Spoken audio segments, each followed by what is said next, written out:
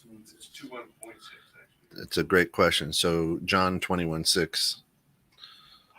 Yeah.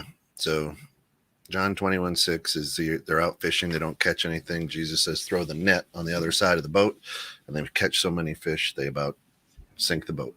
I didn't know that. Mm-hmm. Yeah, it's great. Very, very moving. Yeah. So I'll be paying attention though. yeah, see, so they're 5 or 6 or 7. Yeah, you're live on social media. 41, 42. Boom! I hit go on the butt, and then here we go. Let's have a little fun.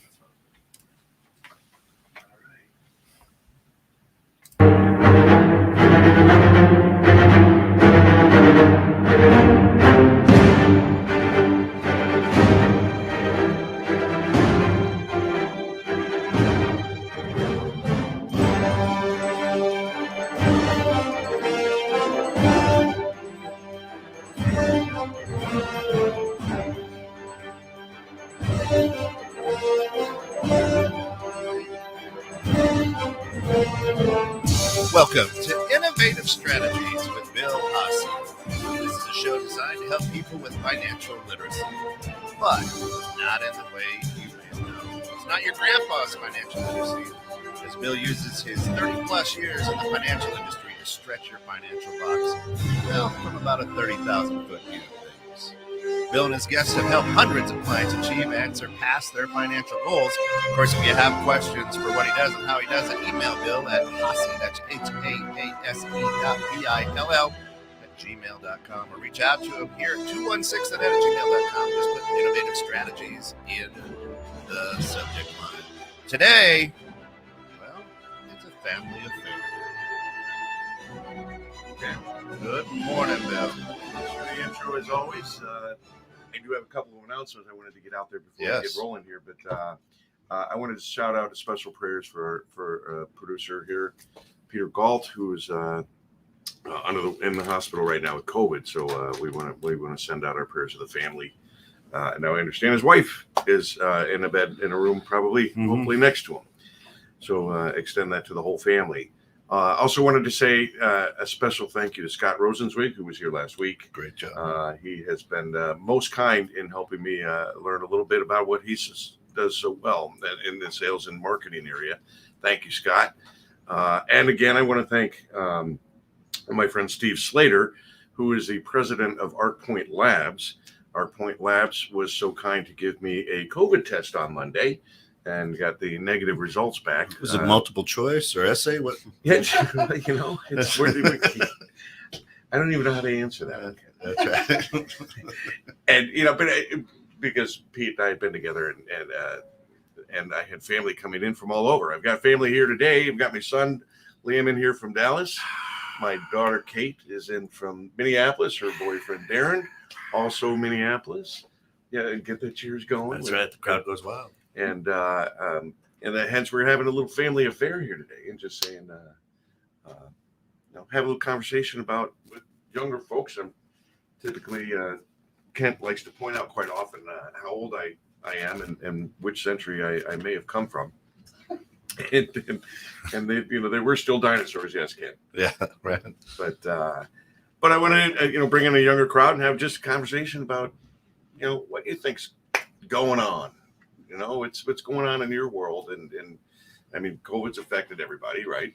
I mean, it's still affecting us. We're starting to see shortages and all kinds of things. So, as we go towards our 4th Black Friday in a row for shopping, used to only be one, but we're getting our 4th one coming up. And as we get to that, and each day, if you do force yourself to actually watch the news, you'll learn that each day something new is in a shortage. First, it was just Christmas presents, and then lo and behold, it was turkeys. Then I heard the other day it was artificial Christmas trees, and this morning now they're saying liquor is going to be in short supply. So look out, liquor stores. They're going to be clearing those shelves up. Nobody wants to go without in the wintertime around here without liquor in their cabinets, right? Is it a shortage, or is it the fact that we can't circulate at all? Well, Is there a difference? Yeah, because there's distribution and there's manufacturing, and if there's a shortage, it's either a shortage on both sides, distribution and manufacturing, or one or the other side. And if it's on the manufacturing side, obviously it's on both sides, but if it's on the distribution side, Yeah. why don't you put a sky crane up in the air and just have that thing off the porch? Well, because it's going to be on both sides, right? If you can't get supplies like we're learning, You can't get purchase tin orders. cans Yeah, are in short yeah, supply, right? yeah. So if you don't have tin cans, you can't put beer in them, and then you can't get them on the shelves in the store. Again, showing his age. I think it was the 70s when they got rid of beer in tin cans. Well, what are they? It's aluminum now, right? Yeah, Yeah, aluminum. yeah. All right. Or vinyl. I don't know. I'm just saying. Yeah, it's really early to get that going. Yeah. Can't that gotta be record time. 5 minutes into the show, and I've We're already being set honest, myself back to the 60s and 70s. I don't think we really talk about that amongst our demographics. We don't even think about shortages. We have just in time and Amazon Prime, right? So Yeah, because you're not going to the store, you're not seeing the shelves, or some of the shelves are empty, or The dairy section is empty in Dallas. Yeah. We're having a huge issue with like dairy, like heavy creams, like half and half, stuff like that, baking ingredients. But other than that, like everything else on the list seems to be there. okay.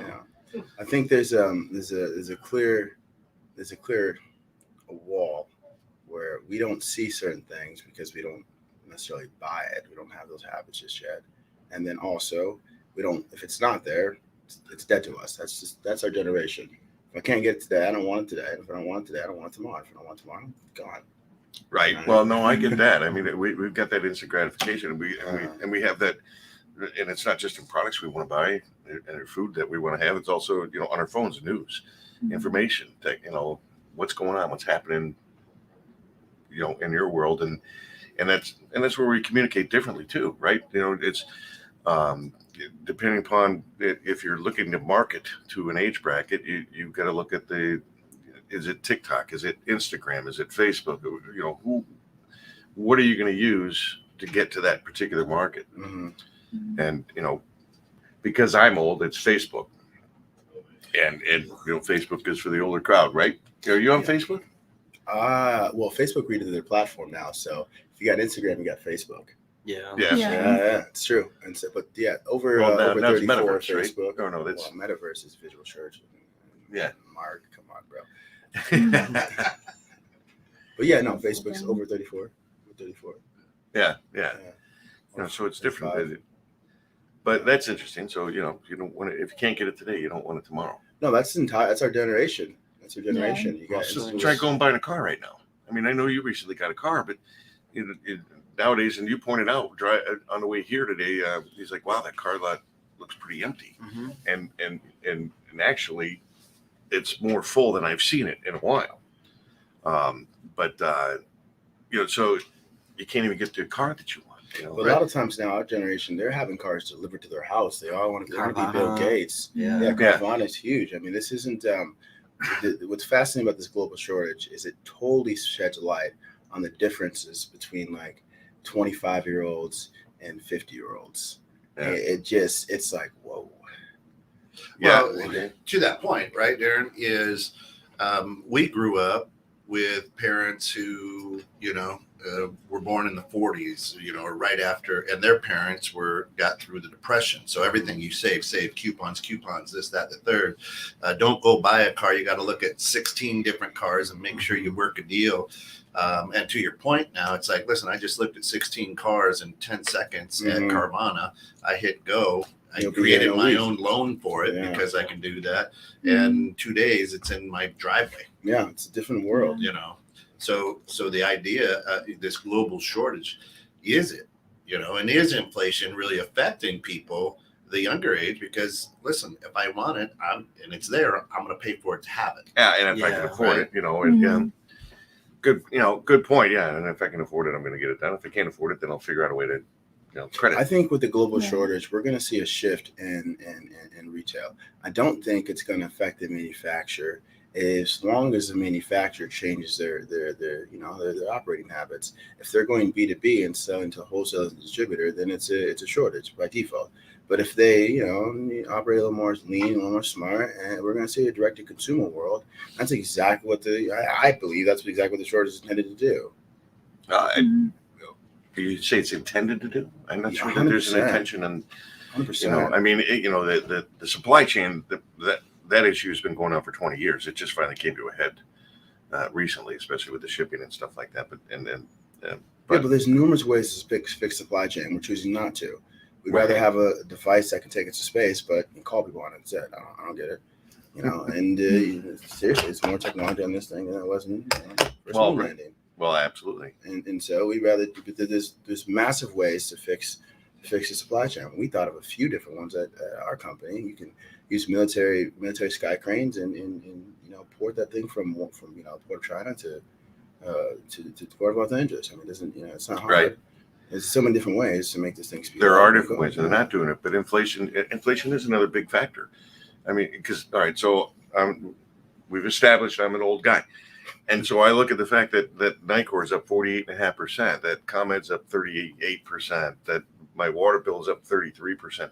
These are huge increases when you've got your budget right, and you've got your financial scenario which you're accustomed to, and all of a sudden there's this big shift. And everything costs more money. And because those things cost more money, that means that piece of pie that I have for myself and for things that I want to do for my pleasure has just shrunken down even more. Mhm. And I can talk in So what financial I don't literacy, understand right now is just in general. We talked about this the other night. I don't understand why we're so worried about individuality.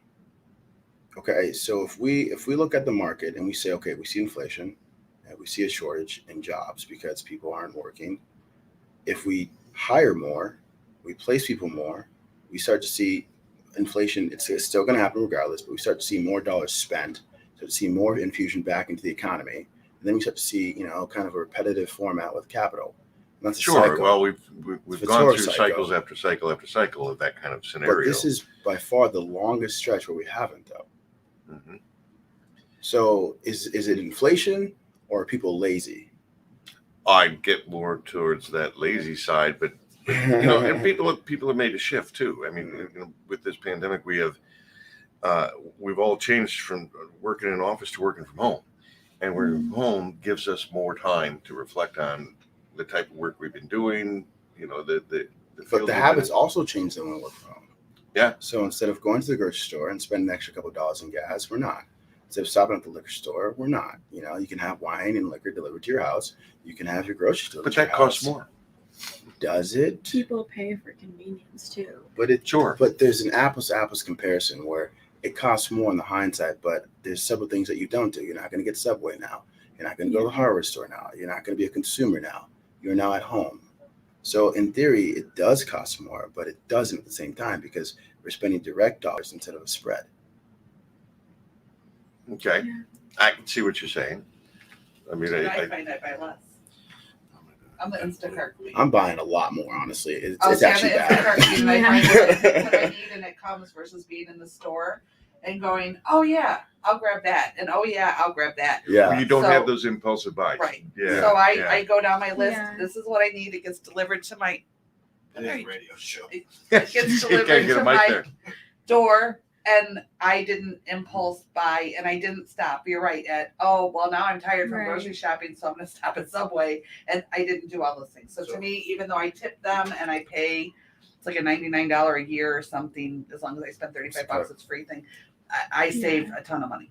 They're pretty wealthy. Don't they do like $400 million a year? I was gonna say, even on like the DoorDash side of things, like being inside their warehouses, like the Dash Marts, it's insane how much alcohol they'll, like you're saying, like you don't need to go to a liquor store or a grocery store anymore. Like the beer is a few dollars cheaper, and then it offsets the all the delivery costs. But when people are paying the $99 a year or the $10 a month for Dash Pass, where that clears all the delivery fees, like if you're switching all of your grocery shopping and all of your liquor shopping to these apps, like I don't know how much. I mean, it's probably not costing that much more.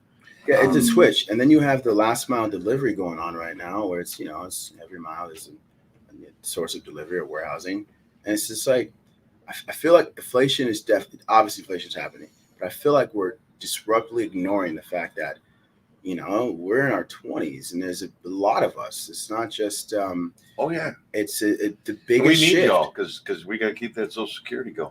Absolutely, we should talk about bringing back pensions too, as of last night, right? Yeah, we were talking about Instead of pensions. greed, but yeah, we should bring But those back. what I'm saying though is I feel like we're ignoring a completely huge demographic, and they're not poor. We might be idiots to some extent, but There's a reason why we're ignoring you. yeah, It's we're in our because- 20s. We haven't been developed yet, but yeah, Because the baby boomers still control about 70% of all liquid assets, right? And that's where the big bullseye is on. It's on the baby boomers' back because they've got $68 trillion that they're going to pass along to their beneficiaries. potentially. That's the number that's thrown out there for right now. With about 11 trillion of that being in the form of an IRA, which is a taxable event, the balance of it is not a taxable, or could possibly not be a taxable event.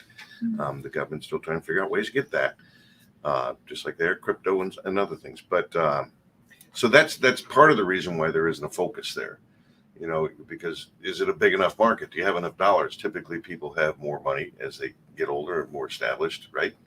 As you go through Yeah, your but we're career. seeing people making $42,000 right now, $35,000 on a bad day at a Yeah. pure salaried employee, and so it's just like we're really just pretending that poverty is the biggest problem amongst anyone under 40, and it's not. The biggest problem is education, and them not taking real jobs. That's I'll buy that. really just it, and it's not like you can live a good life now. If you don't know how to do that, we should be talking about that because it's a whole different thing. I totally agree about the education too, because people will be shocked to find out that our country we are not the best educators in the world. We're like number 14th or something. We're pretty far down the line. Or worse. It's much worse than you think, folks, and it's part of what I brought up last show. Remember when I said, why is it we spend the first portion of our lives taking lessons, learning lessons in order to take the test, Well, and then the rest of our life we get tested, and we learn the lesson afterwards. So just to back up for a second, you should explain the difference between, because I had this conversation with a friend, Haley, if you see this. There's a difference between experience and education, because a lot of people think you don't need college, which is true. You don't really need college. Now, don't get confused that you don't need education. You can get, education Right. from various different sources and mentorships, but that doesn't mean it's experience. And so a lot of people are confusing experience right now with education, and so we're seeing a decline. Well, you can, And the people superintendents suck. intermingle those two. Right. People everything say is balance. experience is education, It's not. right? I can argue with you both ways on that, but It's not. it's It's not. and Experience is what you've done with your education. Education is research. You can, apply your research, and then if it works out, that's applied learning, and then that's experience. okay, but But if you you don't can't- have education, all you have are experiences. But that's a form of education, Now you're coming back my way. Thanks. right? But you're saying experience is education, and I'm saying it's not.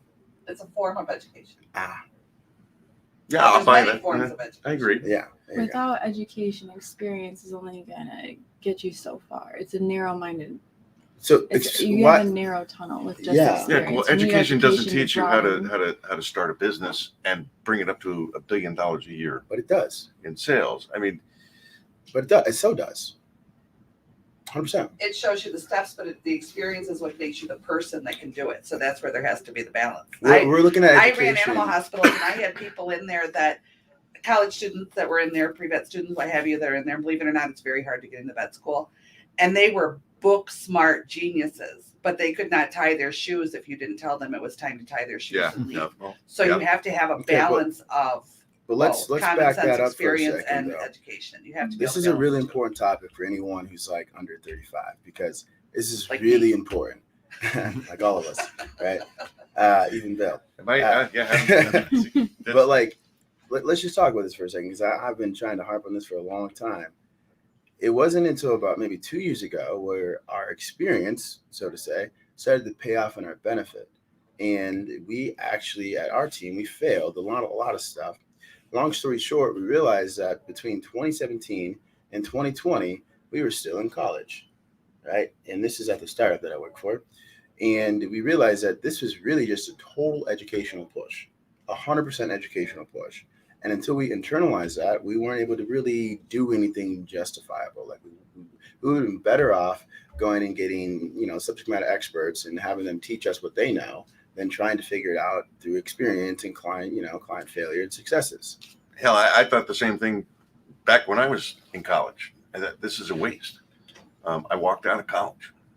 I said, "This is just I'm not getting anything I think I need out of this," and went straight to work. So what I'm getting at though is that now we have experience between 2020 and now. We have, you've used some prior to that obviously, but now we have a stellar profile of experience, stellar. And I think that's same with you. I think your experience, same, obviously Liam as well. But I don't think we could go on and say that, oh, you know what? Those 2 jobs that I sucked at, that was just experience. No, that was education and you got paid for it. What a concept. Could we, what a concept. Mhm. Well, I guess it's then you gotta. I can look at this from both sides. I think It's an apprenticeships, education and it's experience. apprenticeships are apprenticeships, am I saying right? Are the best form of education. Best form. Which one? What do you call it? It's an apprenticeship. Apprenticeship. Okay. Yeah. So working education. Yeah. So Yeah. it's the balance. It's the Yeah. balance of experience Yeah. and education. Yeah, I Yeah. I absolutely agree with that. But I think that's the notation right now that's going on. That's why education sucks among our generation, because we're thinking, oh, university, you got to go to a top 10, top 20, Ivy League. If you don't, you suck. And it's like, that's not true. Well, and Lisa, to your point too, it's some people learn better by reading books, and other people are better at watching somebody do it, right? And then there's always the in betweens. And I've always been better at watching somebody do it, And especially in my hands-on, by cooking. doing it, just like coming in today, like I could have written down how to do this, so when I do it tomorrow, Yeah. and I could follow the instructions, but I would have struggled. But seeing him touching it, doing this, then I'm going, okay, now I've got it. I can visualize it, I can put it in my head, and I can re-experience it that way. But that is different people. I mean, some people are really just book smart. If you give me a Yes. big book and I'm going to read it and I'm going to remember bits and pieces of it, and then I'm going to struggle through it, and through my mistakes, I'm going to realize how to do it correctly. And But I book agree smart with is you. policy, though. That's not really a person. I'm just going to say you're listening to 216 The Net. This is Innovative Strategies with Bill Hussey. It's a family affair today. We're talking a little bit about education, which is great. If you have questions, you want to be part of it, reach out to Bill at haase.bill@gmail.com or shoot him an email here to 216thenet@gmail.com and just put Innovative Strategies in the subject line, which is great. And we're talking a little bit now about education versus experience. And whatnot, which is fun. For under 35. No, Could be under I 40. think I told people 50. count. Okay. 60. Education never I went back to stops. college at Yeah. 50. Yeah. Yeah. I went back to college at 50. That one might Yeah. stop there. Oh, and many folks do. But what was your reason for going back at that time? My personal life experience showed me that there was something missing and a gap in an area that was affecting my life personally. And I went, okay, there has to be an answer. Okay. And I'm a researcher, so I'll dig all over and I'll read from the quacky sites and the scientific sites and everywhere in between, and then I'll pull what feels right to me. And I went, there's a gap missing here. Okay, what do I do? And I found hypnotherapy and NLP, and I went back and I have a diploma, not a degree. And it's funny because I do have a diploma, not a degree, and there is a difference there. So what's interesting is what I do is a little outside the box for mental health care. My passion is post-addiction recovery, teaching people how to function again, and deal with what caused the addiction in the first place, kind of thing. So that's And why it's you've funny been here because- working with Ken. But Okay. I'm not, because I'm not licensed, and because I don't have a diploma or a degree, I have a diploma, insurance won't cover me.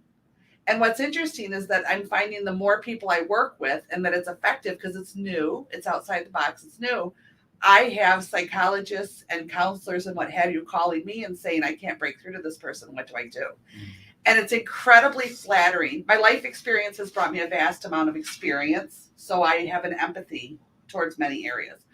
But it's very flattering, but it's also incredibly frustrating because I'm scraping to do this and try and build this and be this. And because I have a diploma instead of a degree, I can't produce the same way other people can, and yet they're coming to me for help. Again, it's very flattering, but it's Well, so also why very not go- frustrating why not go because back if you're to making school? a 6-figure salary and insurances are covering you and people will listen to you. I have this diploma, but yet you're calling me for help, which again, I'm not criticizing that. I'm grateful. It's flattering, but there's a part of me that sometimes is like, ah. Well, so we, again, it's education, different times of life for different reasons, But different without my purposes. experiences in life, I wouldn't be as good at what I do.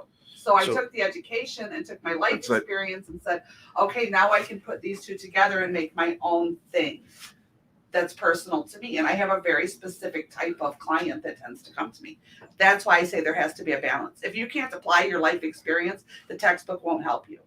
And if you think that your life experience is all of the world's experience, you better go start reading something. Well, yeah, you right. gotta It's, find the well, balance. it's only yours. So, Right. so the unfortunate thing is the baby boomers, and we have a lot of them, and Gen Xers, no education to be. You walk into a building and you sit in rows and you stare at the teacher who teaches you. That's our concept of education. If you look at 2020, and I had a daughter, two daughters in school at that time. One was a senior in high school and one is in 6th grade. Their grades and their study habits were a lot better when it was virtual school than it is now that they're in school, right? So what we haven't done in America is we haven't changed our idea of education Mhm. and what education is. So Yeah. old guys we'll say, well, that's experience. You got to chalk that up to experience. I went to the school of hard knocks, right? Yeah. You work for who? I've worked for Uber, DoorDash, all kinds of startups. Right. Yeah. So you have worked for these startups who said, listen, hell, I got a car. Why can't I make money driving somebody to the airport? Mhm. Right? When on God's green earth, the only way to do it was a yellow taxi cab. Yeah. Right? Well, and a dial tone. And if it wasn't for somebody's difference in education or belief in, wait, there has to be a better way. There has to be a different way. Maybe I can get a little piece of that pie. Right? Again, go back to that individualism. Right? Is saying, this is amazing. Now you've got all these people. Well, the technology, right? So technology is growing and it's making our world so much faster and faster and faster, right? Right.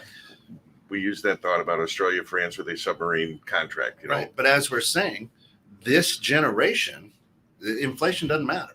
There you go. The supply chain doesn't matter because go. when I listen, I pull it up on my phone, bam, it's there. Right. There you go. Hey, I know guys your age, not you, Bill. You've made some Well, you money know out- guys my age Right. too, but But- right.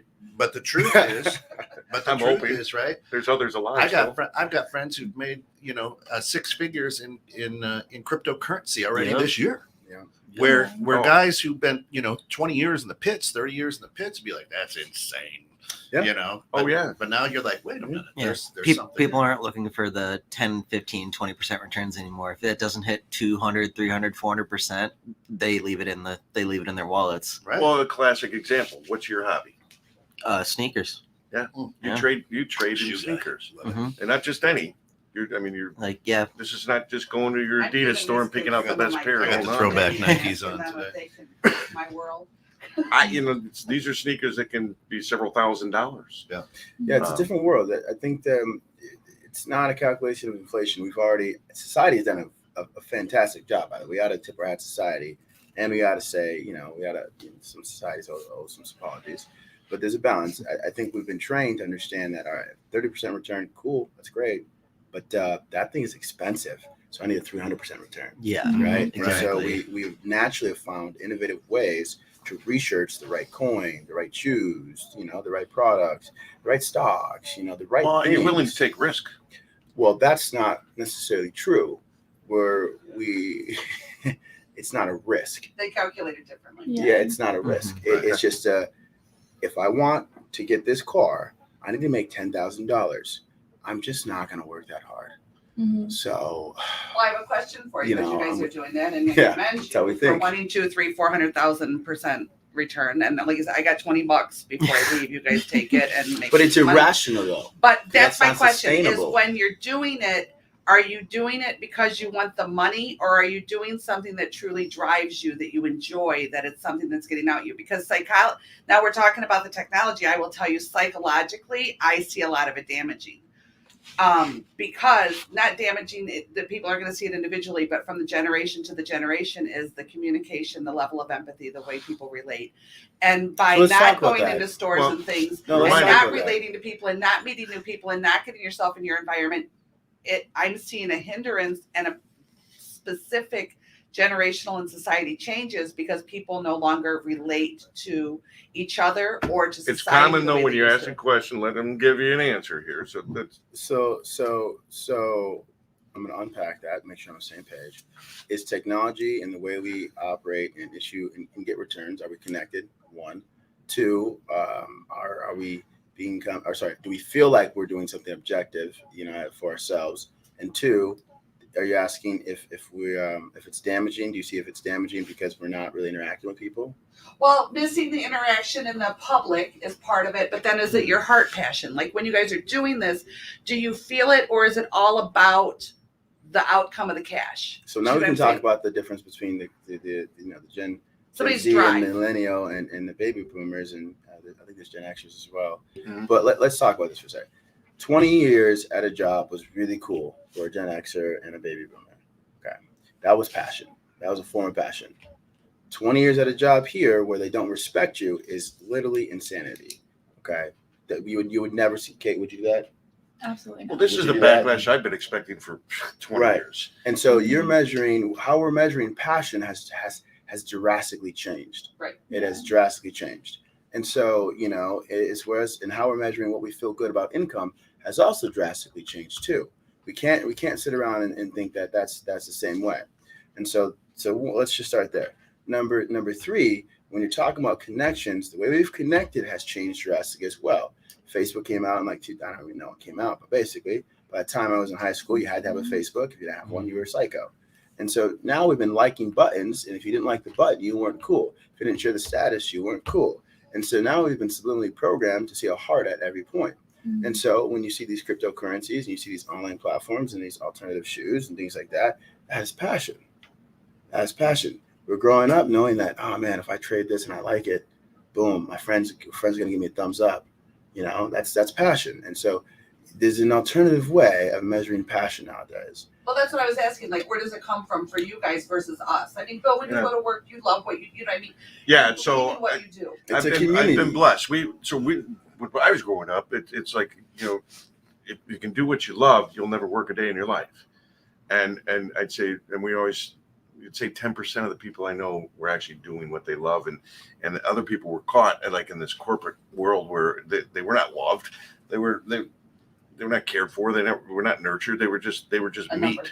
They were a number. They were just meat. And it's like, and that's part of why I think we have so many people and that involve like the Great Walkout of September, because people just said, you know what, they don't care about me anymore. Why should I care about them?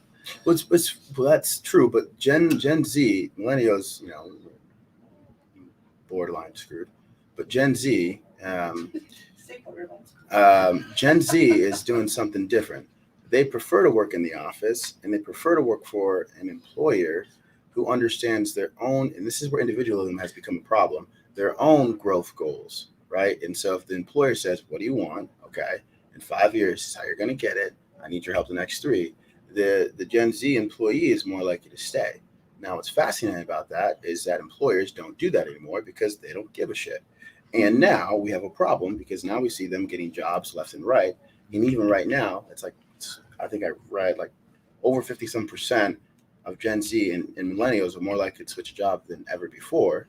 But that's because there's a lot of uncertainty. There's also more.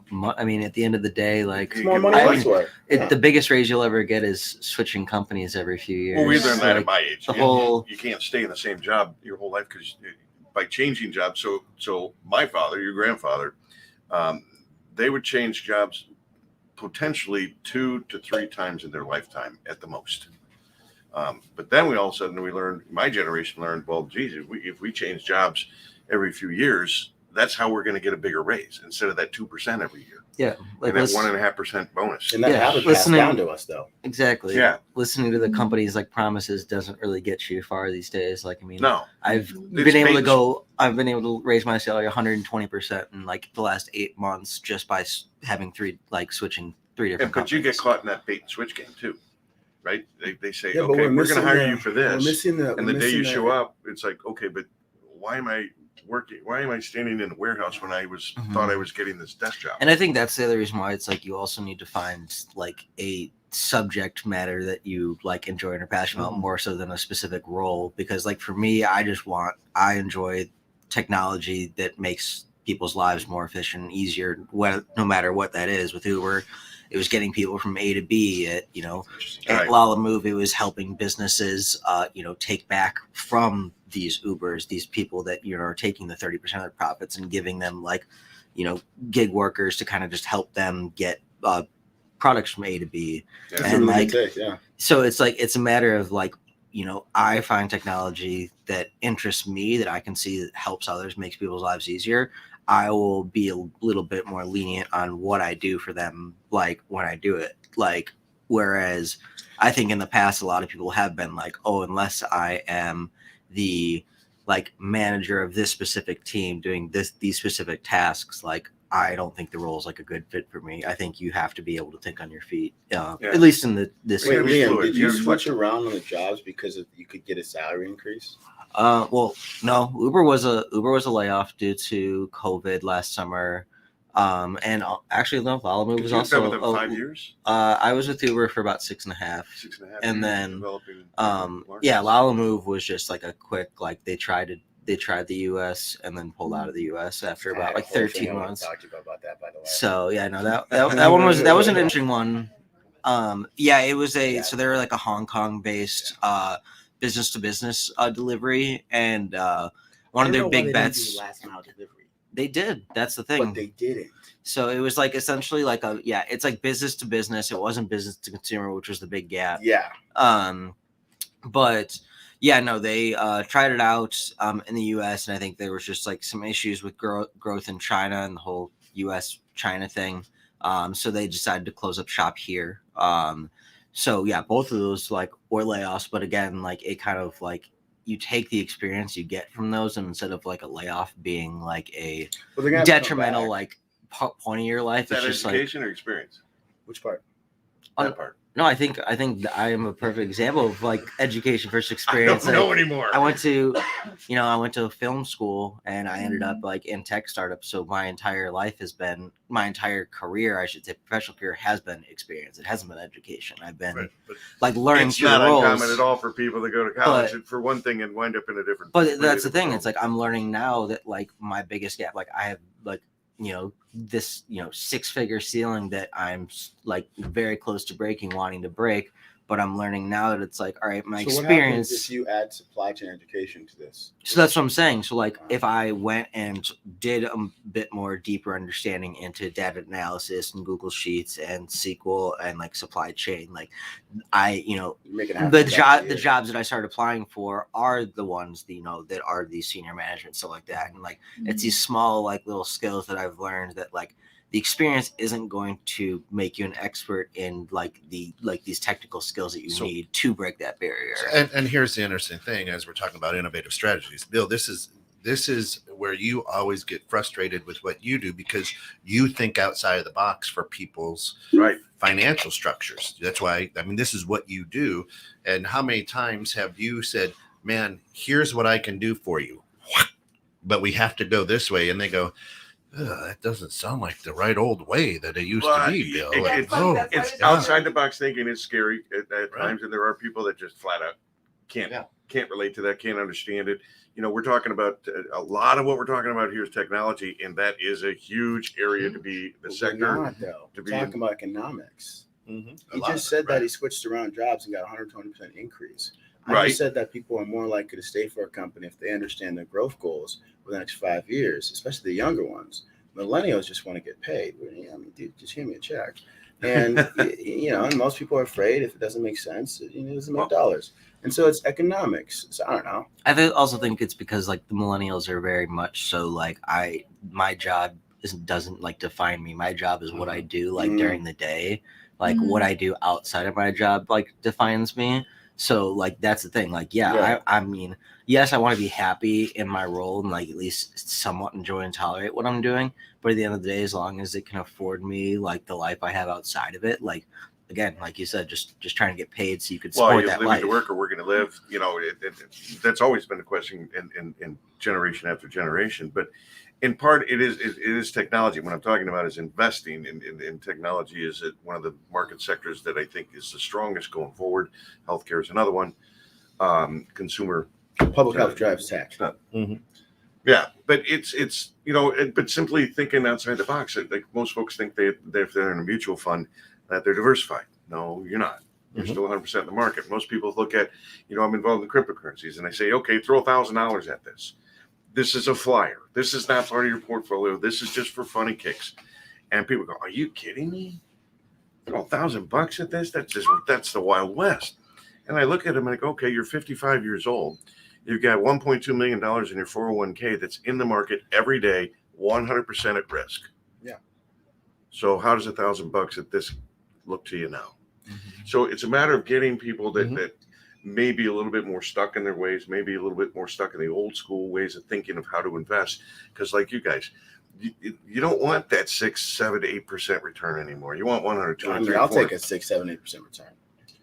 What's that? I will. You will? I will happily take that if it's every day. Because we were talking last night Yes. about. I'll take 8% a day. There you go. Yeah. There you go. I can lock in at Yeah. 6, 7, 8%, Yeah. but not per day. But that's and that's I get that. I mean, when I was in the trading pits, the traders they weren't looking for this It's a faster world. 10% return a year. It's a faster world. What I'm getting at though on the economic side is we're missing. It's a very simple process. We just all think innovative strategies. If it's money, if it's economics, if it's truly just economics, which it definitely is just economics. Let's not overcomplicate this.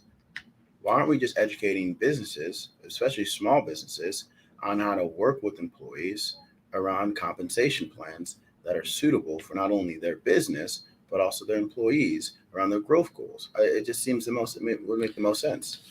Well, I And then, think I'm fortunate. So during my job, right, not here at the station, not only the station, but that's my compensation is set up like that. The owner of the company was like, listen, take a look here.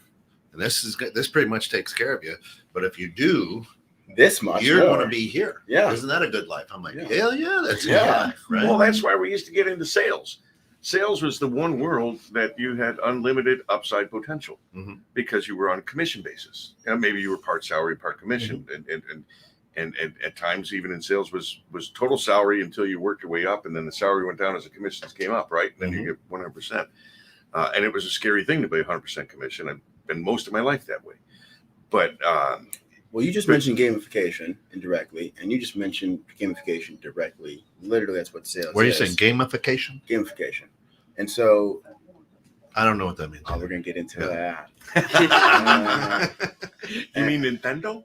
No. Right. it's Yeah. like, That's how I'm like, huh? if you do this much, that's great. Thank you. Now, if you do this much more, here's what you get.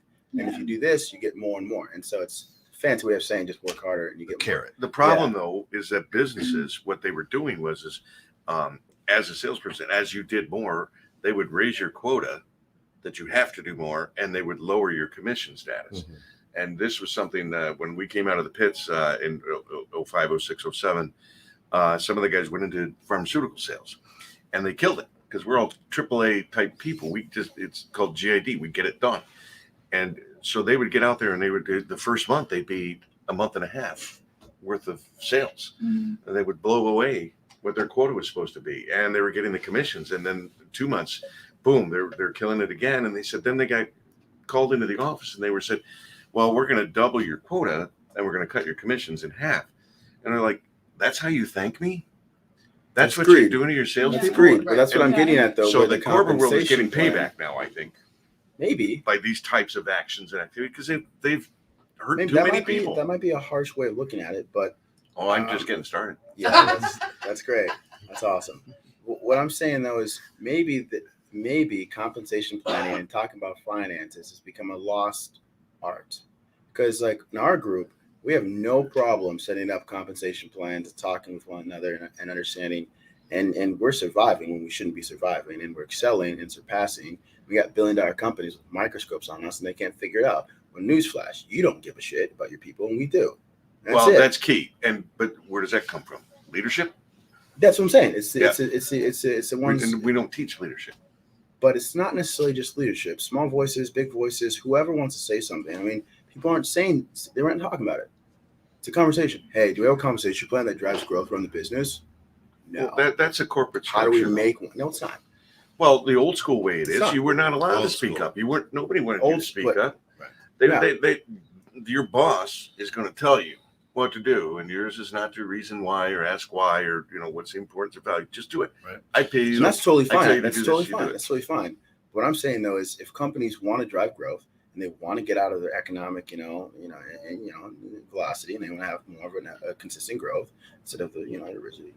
Right. Yeah, you're gonna have to. I mean, someone's got to say something. Well, and you take a look at people like Gary Vee and people who have thought differently and said, wait a minute, I'd rather have a little bit of 100 companies than 100% of one company, right? And so now venture capitalists start going. Now people with $20,000 to invest go, I want to get in on that Mm-hmm. because I can get a little bite instead of saying I need to own this big building and everything. Right. So the idea then, at one point, real estate was, hey, let's get a big plot of land and throw a shopping mall on it. Mm-hmm. There you go. And we can get rent from all these stores. Yeah. And now all the shopping malls are walking tracks for old people in New Balances. Right. I mean, that's the truth. Or they're just run down. Mm-hmm. So the idea now is, as we talk about education, people are starting to get educated. The young people, right? The And experience. the Gen Zs, the millennials, they now have the education from our experience. Going, oh God, that didn't work. And why? We can make this mall online. So our failures are their gift. Is that what you're saying? It's education. They were smart, right? From our lack of education or our experience, right? Right. So. But just deal that back. Kind of start a conversation about the shortage. We're looking at a shortage in a very micro sense. It's totally cool, but we're not looking at the downside where it's manufactured in Mexico are going to become direct consumer retailer pretty soon. Correct. And manufacturers over in Taiwan are now going to start saying, you know what, hey, screw China. Just I'll manufacture it. I'll just sell it to them. I'll just set up a retailer relationship here, and you just take my product. And then you're looking at us here, and we're just thinking about, okay, if I can buy this product here, if I can buy this crypto here, if I can buy these shoes here, who cares where it's coming from? And as long as it gets here in the next week or so, as long as I get my car tomorrow, I don't care. Oh, I agree with you. There's a lot of people screaming that, see, this is what happens when you outsource all the manufacturing of all the products and everything, and you do just in time. Yeah, but you go to the store right now and you can only buy 2 things of peanut butter because there's and that's a real thing. And so Right. that there's a fascinating concept about that. I'm so glad we got here. If we're going to continue on this trend of last mile delivery, right, just in time and direct to consumer, manufacturing direct to consumer, we're going to have to see a switch in manufacturing, especially in the industrial side. So I'm not going to tell you my theory. What do you mean by switch, though? As in I mean, a where it's switch. produced? Yes, completely. It won't work otherwise. We wouldn't survive. I agree that there needs to naturally- be a balance. No, it's going to have to switch completely. Otherwise, it's not going to work. Give We me an don't- example. Steel manufacturing. We don't have the capability to manufacture steel products from here and ship it off to Africa like that. There's no way you can just in time last mile deliver that way. So we're going to have to start setting manufacturing facilities up in different parts of the world for different parts of the world. That's what And I that's meant by it. balance. Yes, but that's not a balance. That's an economy. We have our economy, they have their economy, etc. And so then you have to think about living and communal and all this stuff, etc. And so we should, I don't know if we will, unless someone's designing an ultimate company around that right now as we speak, but we should see manufacturing return to some communities if we wanted to, and we should see the balance of economics because that involves jobs. Well, it does involve jobs, which then and direct consumer retail. which obviously affects the economics, Co-supply the chain. economy, and everything in the supply chain, and All also in one it also neighborhood. affects markets. It affects the investments. Yeah, it's going to Because change completely. People but are that- working into 401ks. 401ks are invested in the market. It's the best dollar cost averaging.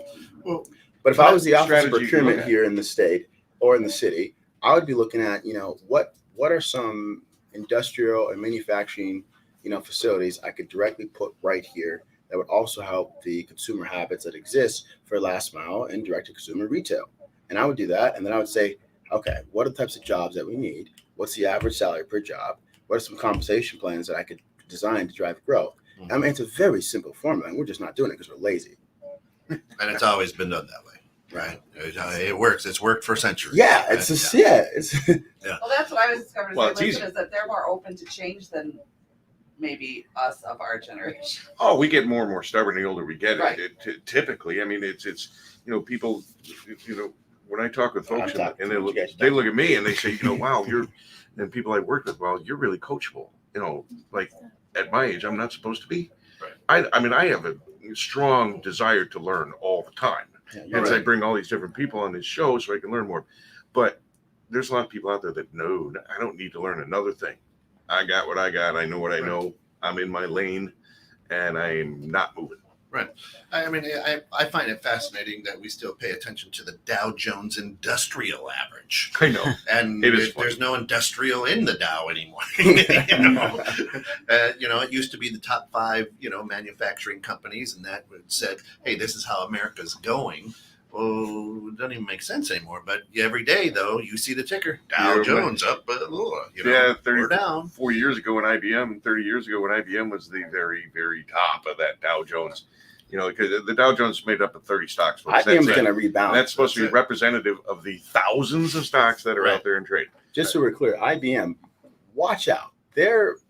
Are they coming back? They're the ones that do all the AI, right? Yeah, they're they definitely have, coming they have back. integrated platform as a service. I mean, they've got everything you need to be able to operate in Web 3.0, which is coming out pretty soon. It's out now, but it's switching. It's obviously a lot of crypto.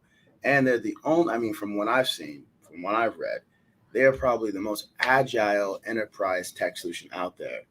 Even better than Well, that's AWS. a revampment and that's a revitalization of a company that was so stodgy and so No, that's stuck smart in their ways. operations. That was back 34 years ago. I guess, yeah. They were. It was white I collar. wasn't here, but I used to live right by in New Jersey where I was growing up. We lived right by the main IBM office, and everybody that lived in the neighborhood, it was hilarious. Every father walked out of that house every day in the same suit, same white shirt, same tie, all going to IBM, and they were like machines, robots, and it was not, they're good. it They're coming just back. wasn't the kind of environment I ever wanted to walk into. But so it's glad to hear they've been able to revitalize. Yeah, I'm trying to figure out ways that society can talk about IBM more, because that is a platform that what they're building, what they have right now, is exactly what this world needs. Yeah. And especially small businesses, because one tech guy with that platform, just $50,000 salary, $6,000 salary, you are set. So, Bill, what broke you out of your old school shell? I've never really been stuck in a pattern. I've been very fortunate. I've had out of the 3 different careers I've had in my life, and now 4 with this show, but Male prostitution didn't work out. that was the one I was most disappointed in. It had to be Maybe it was my clients more That's disappointed. I don't know. stubbornness. as his kids just throw up. The kid's stubborn. I was fortunate to absolutely love my first career in the trading pits, and it was 20 years. But then that ended abruptly, and it was very challenging to find a new career, and because it ended in 06, and we were just walking right into that beautiful time in our lives of the biggest Right. financial meltdown in the history of this country. So that was great timing. And then I got into the processing and underwriting of loans and things, and I hated that. That gave me I didn't like the corporate world to begin with, but that showed me 1,000 times over why I didn't like the corporate world. And I literally quit But what about after 4 corporate? years. Couldn't make up their minds. Stupid decision makings. So I was at this bank, a Fortune 100 bank, and I'm writing and underwriting loans. And after 3 years of being there, they would change every 3 months. All right, we're going to change the process, how Was we it do the our chain job. of command that couldn't make decisions, or was there no freedom for you to fix the problem? There was no freedom for me to fix the problem. Gotcha. Is very true. But the edict would come down from above and the powers that be and say, okay, we're not going to do it this way anymore. We're going to do it that But way. if you had the freedom to fix those problems, would you still be there? Quite possibly, yeah. Good question. I did not hate the job. I just did not like the structure that it was in. It's so funny because the show is called Innovative Strategies, and it's funny because you said it yourself. If you had the freedom to fix those problems, you'd still be there. They might just have an innovative strategy right now. Yeah. They just They might. might. Yeah, it finally got to the point where after 3 years of being at this bank, and I was a top 5% producer in the country for them. And then all of a sudden they bring us all in this room, and there's 400 of us in this room. And this big shot from home office came in from New York, and okay, well, we're going to change yet again, and we're going to do things this way. And I raised my hand, and they're like, no, we're not taking questions. 300 people in the room, and I'm like, nope, you got it. I gotta ask. Finally, I'm like, what is it? They said, so what's changed in the 3 years? Because this is what you did when we opened up this shop. This is exact process we were using. And apparently it didn't work then because we got rid of it after 3 months. And now 3 years later, it's coming back up. What's changed that's going to make this work now? Right. 2 weeks later, I had to quit. Well, and let's go back to last week, right? And you got to update your sales playbook, your plan, all the time. Always. You can't show up. We can look at the Chicago Bears. We can look at the Detroit Lions. That you show up with the same playbook and it don't work, you ain't gonna win games. Right. Nice seeing you, Coach Nagy. Yeah. Thanks for your time in Chicago. Thanks for your time. You have a nice. Right. There's a lot day. of business within that, by the way. Oh, yeah. I mentioned the other day to Catherine, I was like, our company, we've simply, our entire business model has been ran basically from 2016 till now based off existing, based off of existing and running updated plays. And people come to us just to see what the updated plays are. And that alone makes us a lot of money. Well, not a lot of money, but a good amount of money. And I don't know. I think that's really fascinating. You said you always got to update your playbook. Yeah, 100%. There's a lot of money to be said in that. We had that last week with Scott. Right. Scott. Rosenzweig on here and informing us. It's do an assessment. And each department needs to do an assessment. And because it's there's no one, you don't just put a plan and say play and then wait a year later. Did it work? Well, right. And that's what, and that's what America's great at. And we've said, hey man, it's worked this way. We were the best at this at one time. So it works. We're going to go down with the ship on this one. And everybody else in the world is going, yeah, if we tweak this here and change this here and do this here, it's going to be more efficient, more productive, and that's what happens. And then all of a sudden we're sitting here with black eyes going, who hit us? Well, that's why I asked them what made him step out of the box, because that's kind of what I'm hearing with them, is that we were brought up to go, you get out of school, you get married, you have a family, you have a job, you stay. It was the cycle of life, Right. and then you retire, good. and it is the way it is. And it is, I believe that there's really good qualities within that, but then some people, unlike me, are welcome to step out of the box and kind of look at it different. That's why I asked what made you step and now out, there's look at it people- different, because they're open-minded. And what's interesting too nowadays is like people my age, if your wife is making more money than you are, that's not necessarily looked. Hang on to her. Right. It's like I got my sugar mama, but it's happening over and over. I mean, we've had dual income. Our generation has had to do dual income because things got so, survive, right? couldn't survive. Not if you wanted, the finer things in life, right? Meaning maybe a better education for your kids. Eddie says that's his innovative strategy. He's got a sugar mama. So. Yeah, that's Eddie. That's it. That's awesome. That's it. Good for you. We got about 2 minutes. Anything you guys want to just get out there to make sure it's out there? Say hello to anybody. We're Little missing. shout We're out. missing my plug your daughter-in-law, business, Bess. Plug your business. It's time. We have a media policy, and I didn't. Oh, damn. All right. Well, then don't. Yeah, don't say that. But you can follow me on Instagram at Darren's Tag and totally find out how to get around that media policy. I can help you with compliance. DARINSTAG. Then we can check out BillHasse.com. That's up and running a little bit, but it's not developed just yet. But so that's a new thing. There's more things coming for this show. But again, I think we want to just a special shout out to Peter Galt and his family. We're all praying for your come through this and be healthy and get back here and be part of the show again. Yeah. God bless you, folks. I mean, it's got to be hard. That's right. Take some time to spend with your family. I'm so blessed to be able to meet your family here, Bill. Is absolutely just top shelf individuals. Come back anytime you guys or call in or let me know. We'll get you on any show. Definitely. You guys Thank are you. incredible. So Yeah, special Thanksgiving to anything, everybody out Liam, there. you want to throw out? Liam's shoes. What is it called? Oh, I don't really do social media too much, so I don't either. all good there. Yeah, Thank you, that's though. it. Right. All right, dude. No, we're good. You good? Good. All right. You said a lot. I appreciate it. She doesn't talk. I didn't have to. I told you we left. We had no words in the car, so we had as many words as we could here in the show. But Right on. All right, Bravo's here at 216 The Net. Thanks for getting caught in the net. This has been Innovative Strategies with Bill Hasse. If you got questions, shoot them to him at haase.bill@gmail.com. Everybody, have a great Thanksgiving. Come back at 12:30 for questions you never thought you could ask in church. happy Thanksgiving, everybody. Thanks for listening.